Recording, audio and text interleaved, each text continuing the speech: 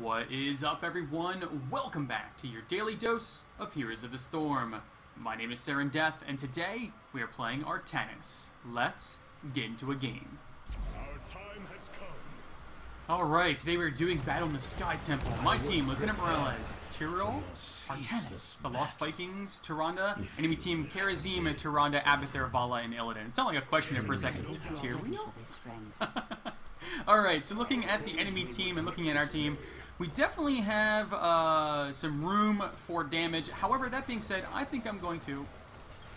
The temple opens in Alright, this is fine. seconds. I think I'm going to be going with a bit more of a defensive build, because looking at the enemy team, they're going to have quite a few auto attacks out there. So we're going to use reactive parry. Twin Blades reduces incoming basic attacks by 50%, and this is going to be able to stack. So we're going to get 2 charges of this, or we can get 2 charges of this. Alright. Pretty standard. We're going up here, check the bush, or the temple here. I think we should just give this up. Yeah, no reason to fight and die over it. There's no reason. No, Lieutenant Morales, run!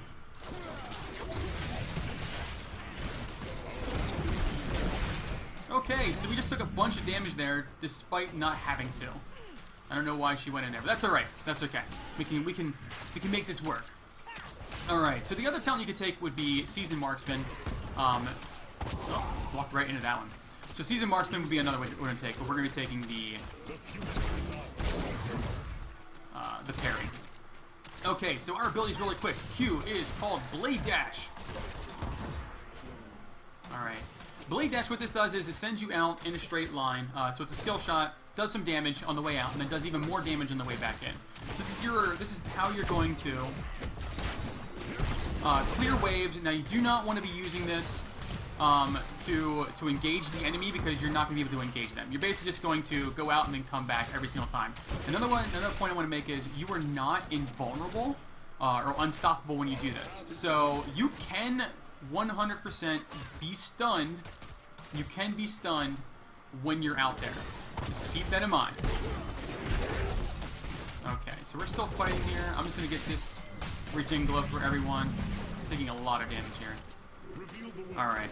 I'm going to start getting on this, and we're going to take the shrine. Okay,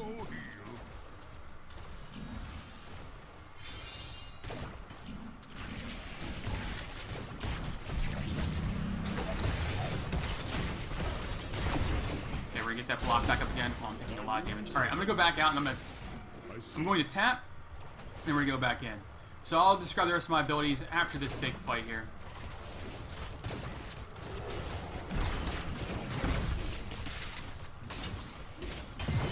Okay, so W is called Twin Blades. This basically is an activatable that allows us to attack twice in the next auto attack. So our next auto attack is going to hit twice, basically. That's the whole point behind it. It's going to do some pretty great damage, and it synergizes very well, very well with our trait. E is called Phase Prism. This sends out it's a skill shot, goes out, does some damage if you hit the enemy, and then it will also exchange places with enemies. So it'll move you into their spot and them into your spot. That's what exchange places means, just in case you weren't aware. So really great way. So you can see right there, used it, got in there, got stunned out though. Okay, we're gonna go back out. Okay. So this is a really cool ability. You got to be careful with this though, because this can get you into very terrible situations, and it's also a very slow moving ability. So keep that in mind. So it's very easy to dodge, I guess is what I'm trying to say. Very easy to dodge. Okay, so our trait is called Shield Overload. This ability is a 20-second cooldown. And it's a passive. Whenever we are drop below 50% life, our shield will activate for about 5 seconds. That's how long it will last. Now, the shield will obviously go away if we take too much damage, so there's that.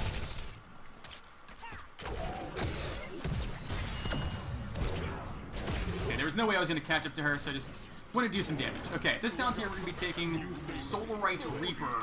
Now, whenever we Q out, we're going to be doing 150% damage with that Q.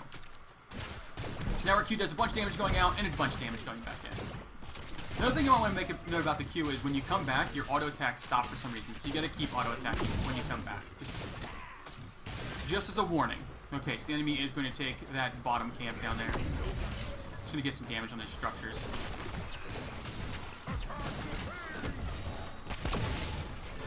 we're just gonna back out. That's what we're gonna You favor me, friend. do. Okay, another thing about the Q is when you jump in, you can take hits from towers. I'm not sure if I said that already. It's a very dangerous ability to be using. I feel like it sometimes can put you in a very bad situation and can trap you. Okay, she's getting away. I'm backing out.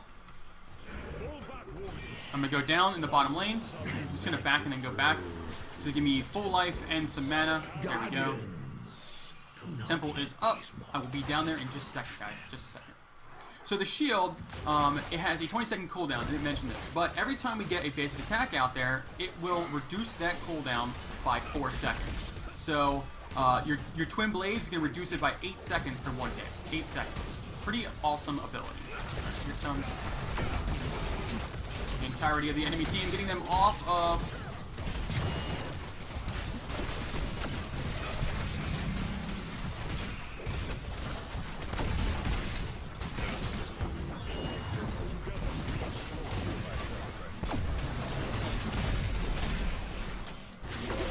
Oh, I missed. Okay, we are taking a massive amount of damage here. I'm gonna go ahead and tap, and I'm gonna go back down to that shrine.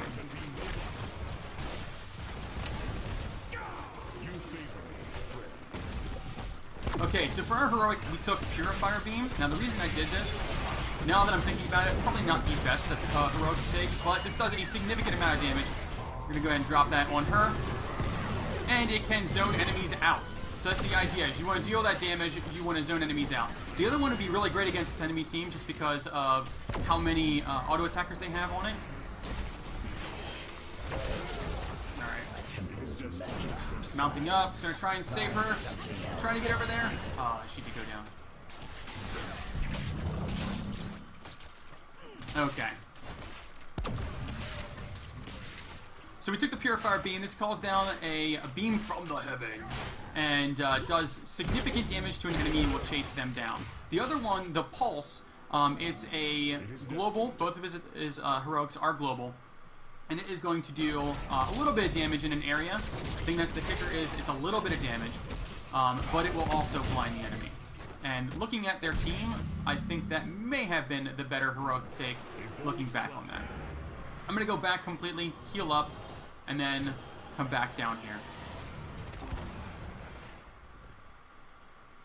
Purifier Beam does a lot more damage in my opinion, and I think might end up working out better for me in the long run, but I think in the short, having the big AoE blind may have been better.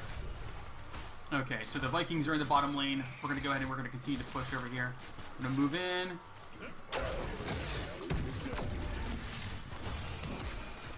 Alright.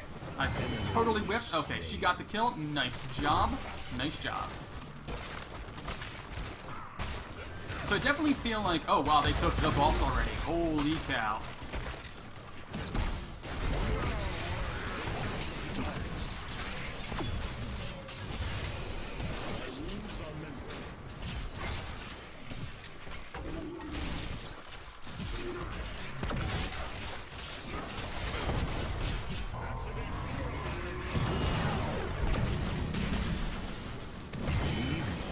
Him down, and that's a double kill. Nice. Don't mess with the Vikings. Okay, we need to go down here and we need to take care of this boss. This will become a problem. Okay, this down here we're going to be taking Triple Strike. Triple Strike is going to make our blades, instead of being a twin blades, it's now triple blades. Because why not, right? Why not?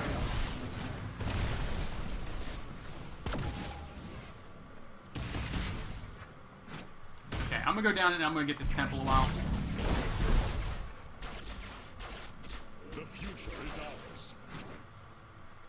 We should have been taking the temples mid. I don't know why we were pushing top still. We're basically giving them free experience. Whoops, didn't mean to click that I was on my way. I meant to click danger. Alright, we're gonna get this bottom one. This is gonna deal significant damage to the remainder of their forts, which is good, because we need it. Purifier Beam is about off cooldown. We're going to go ahead and drop this on that Illidan. Alright, it's going to zone him out. Like I said, all of your heroics are global, so keep an eye on the map and use them as much as you can, as effectively as you can with that global presence. Alright. Artanis is okay at taking camps. He does some decent damage.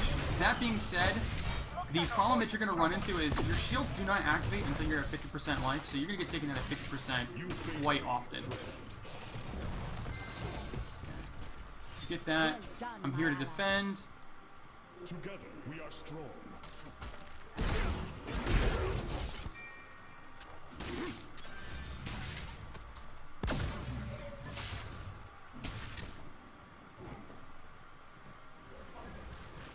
The future is ours. All right.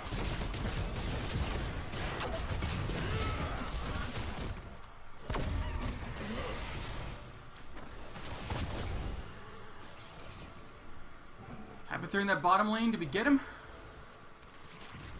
Our path is clear. Yes, we did. Nice job. All right, I'm going to push this out. Get these minions to deal some damage for us. All right, we're going to be taking Zealot Charge for our next heroic.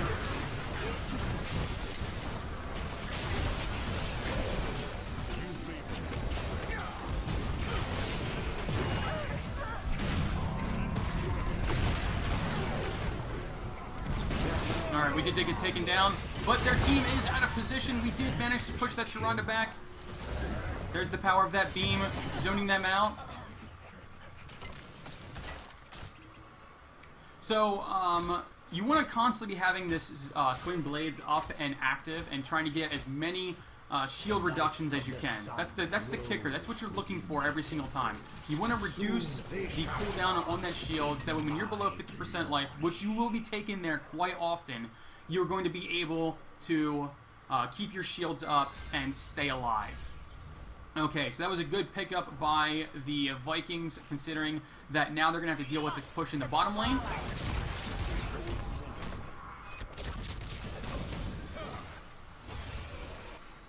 There's that Shatterstalk. Alright. I'm going here.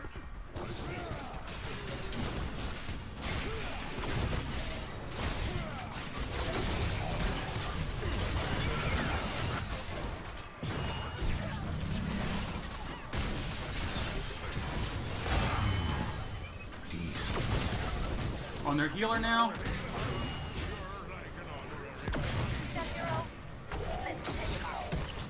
Let's get her. Nice. Excellent job, team. Excellent job. Way to keep the pressure on. I'm going to help take down this one, and then I'm going to go into top lane. Alright, I'm going top. They have very few up. Oh.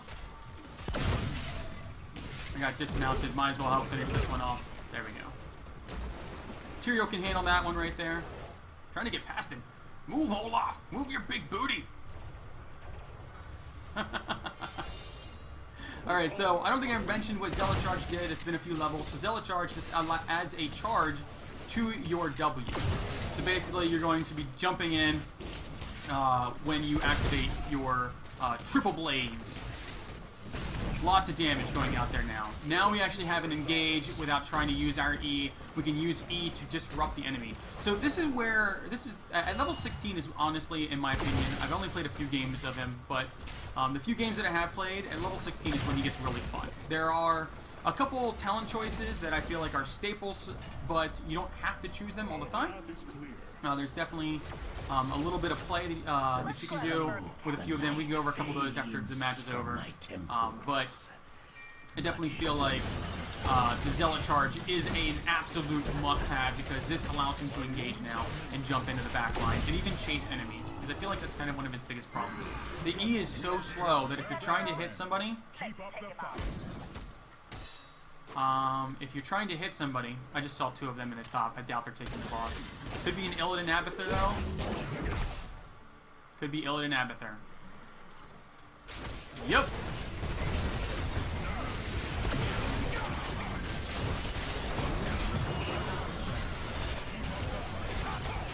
We did manage to steal the boss. We're going to go ahead and toss this on to the Tyrande.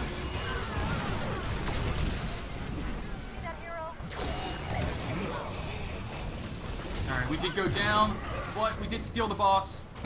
Were we not all there? No, we were totally all there. We just got beat up because of it. That's alright. They'll be able to get some work done here, but not a lot. Not a lot. And they have a boss push again, which is going to do some pretty massive damage to their structures. I'm hoping anyway. I'm hoping. It's a pretty awesome boss kill, but would cost us a lot in the process. They might even be able to, if they push hard enough, get a keep out of this. Before we're up. It looks like they're going to be doing that. Can we get a keep out of this as well? We are not. So not worth it.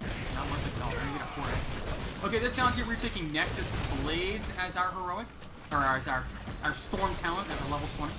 Nexus Blades gives us 20% more damage on our basic attacks and slows the enemy. So definitely not worth it. Wow, they are really cruising through our structures right now. Do they stick around too long? I think they may have.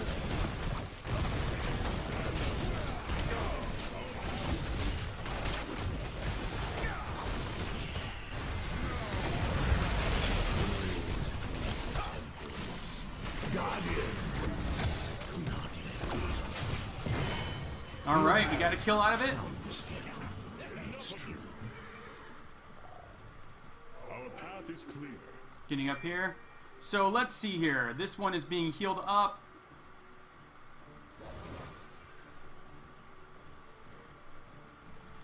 Okay, we just need to play the game a bit better now. Don't throw, don't throw, don't throw. Only one temple is currently up.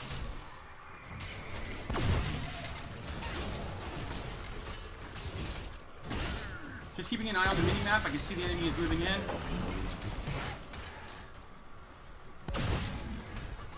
Don't engage too much, guys. Don't push in too far.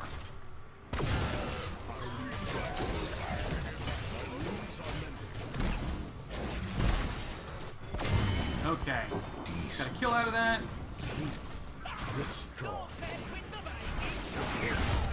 Your cause is you have stolen enough of my temple.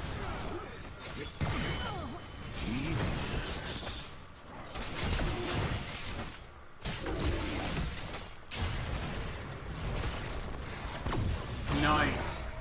Great snag. And that is a... Ooh!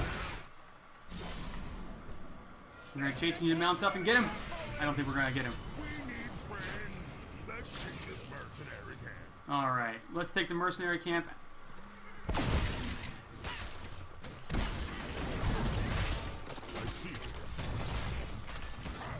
Okay, so now we have merc camps pushing in the bottom. We start really applying the pressure too.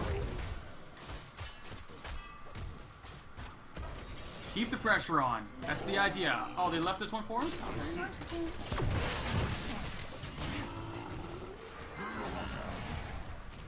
Well done, friends. Keep up the fight. Thank you, healer. Okay, like I said, use the Q to clear waves. Don't use it to try and engage. You can use it in team fights to get some nice sustained damage out there, but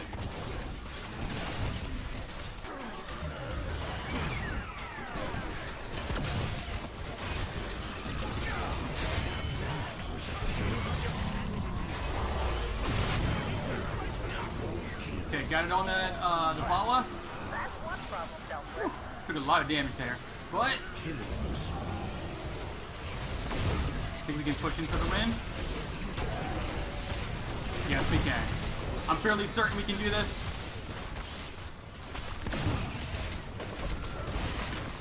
Just gonna get that sustained damage out there.